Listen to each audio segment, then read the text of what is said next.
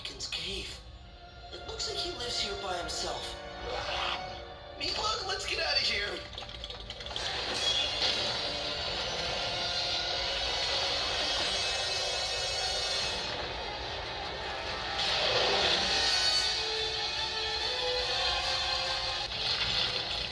Oh, I'm not backing down, I'm not backing down, I'm not backing down, I'm not backing down.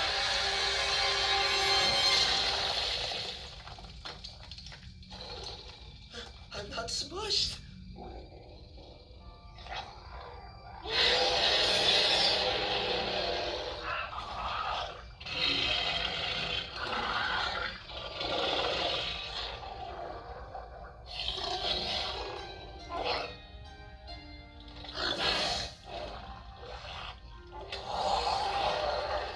It's working.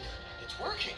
Fishlegs, that was just about the craziest and bravest, but mostly craziest, thing I have ever seen anyone do.